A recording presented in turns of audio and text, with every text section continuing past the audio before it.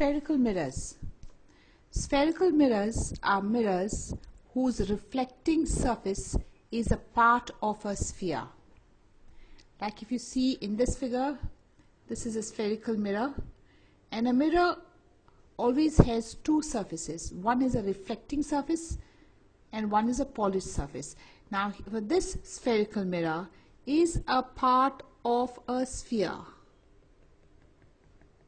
and hence it's called a spherical mirror. Here we have another type of spherical mirror. We'll see the difference among them. But why is it called spherical? Because the reflecting surface is a part of a sphere. This reflecting surface is a part of a sphere, hence it is called a spherical mirror. Now every mirror has got two surfaces.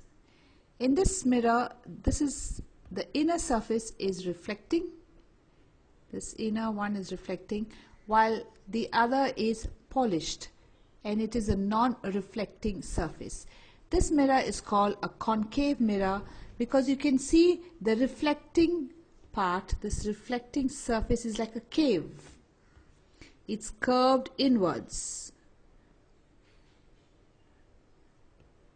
So hence it is called a concave mirror. But when you look up at this mirror here, the reflecting surface is bulging outwards, while the polished surface is inwards. This bulging out mirror is called a convex mirror. So a concave mirror is defined as a spherical mirror whose reflecting surface is curved inwards and faces towards the center of the mirror of the sphere. And convex is also a spherical mirror whose reflecting surface is curved outwards. It's called a convex mirror. Now for a concave mirror, the rays of light will fall on the side, on the reflecting surface. For a convex mirror, the rays of light will fall on the outer bulging surface. We'll now learn some terms related to spherical mirrors. First is the center of curvature. Every mirror is a part of a sphere. So the center of the sphere of which the reflecting surface of the mirror is a part of is called the center of curvature. Like in this case, here is the mirror, and this mirror is a part of a sphere. The center of this sphere, which in this case is denoted as C, is called the center of curvature of the mirror. This is the concave mirror. The same thing is for the convex mirror. Here we have the convex mirror. Now this convex mirror is a part of a sphere, and this sphere has a center. Every sphere has a center. The center of the sphere is called the center of curvature. So in a concave mirror, you can see that the center of curvature is in front of the mirror. But when it comes to convex mirror, the center of curvature is behind the mirror. Let me explain this point again. This is the mirror. The center of curvature is in front of it. And for convex, here is a mirror. The mirror is on the outer side. The center of curvature is behind it. Next is radius of curvature. Radius of curvature is a radius of the sphere of which the reflecting surface is a part of.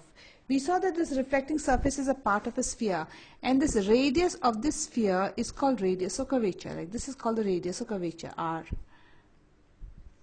Is the radius of the sphere of which the mirror is a part of. Next is pole of the mirror. The center of the reflecting surface of a spherical mirror is called the pole. So we have the mirror, and this is the center of the mirror, which is called the pole. It is denoted as P. Here again we have the mirror, and the center of this mirror is called the pole. And now for the principal axis, which is very important. So we take the center of curvature and the pole and we join it. The line passing to the center of curvature and the pole is called the principal axis. See, here is the principal axis. Here too, the center of curvature and the pole. The line passing through the center of curvature and the pole is called the principal axis. So here are the different terms which we'll be using often in this lesson. In this slide we will learn another term called the focus of the mirror. Now for a concave mirror, here we have a concave mirror curved inwards, and rays that come parallel, all these rays are coming parallel to the mirror, parallel to the principal axis. After reflection, they all appear to come or converge at one point, and this is called the focus of the mirror. So this point here where they all converge is called the focus of the mirror. So focus of convex mirror is defined as rays that are parallel to the principal axis. After reflection meet at a point on the principal axis. This is called the focus of the concave mirror. Another thing, if you notice here, what is that mirror doing? It's converging all these rays. So concave mirror is also called a converging mirror.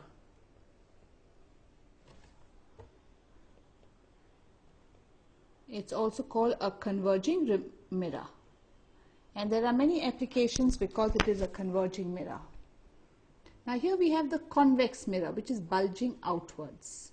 The reflecting surface is bulging outwards.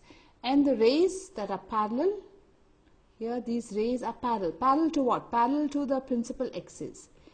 They all get reflected, and when they reflect, they diverge, they move away. But all of them appear to come from a single point. And the single point from where they come is called the principal focus. So focus of convex mirror, rays that are parallel to the principal axis after reflection appear to come from a point on the principal axis. This is called the focus of the convex mirror. And if you see the convex mirror, the rays are diverging. So the convex mirror is also called a diverging mirror.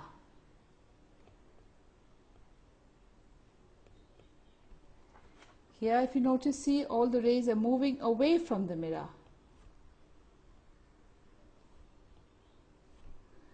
In this case, the rays are moving towards the mirror. They're all moving here, concentrating in the small place. These are moving away. Another important point here is, in a concave mirror, the rays are actually meeting, and the focus is called the real focus. You can capture it on the screen. If you keep a paper there, you get a bright spot. But however, in the convex mirror, it is a virtual focus. It cannot be captured on the screen. If you keep a screen there behind the mirror, you do not get a bright spot. So this is one difference between concave and convex. In concave, the focus is real, the rays actually meet. In virtual, the focus is not real, it's virtual, the rays appear to meet. Concave is a converging mirror, and convex is a diverging mirror. We will define the pole of a mirror, the focal length of a mirror. So here we have the focus, and this is the pole. And the distance between the focus and the pole is called the focal length. So this distance here is called the focal length of the mirror. Same thing for convex. Here is the pole, here is the focus, and the distance between the pole and the focus, this distance here is called the focal length. So the distance between the pole and the focus of the mirror is called the focal length. Now there's an important relationship we must learn, is the focal length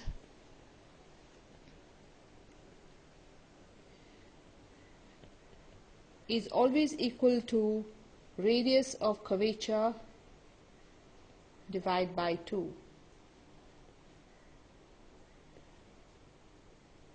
We write this f equal to r by 2. So if the radius of curvature is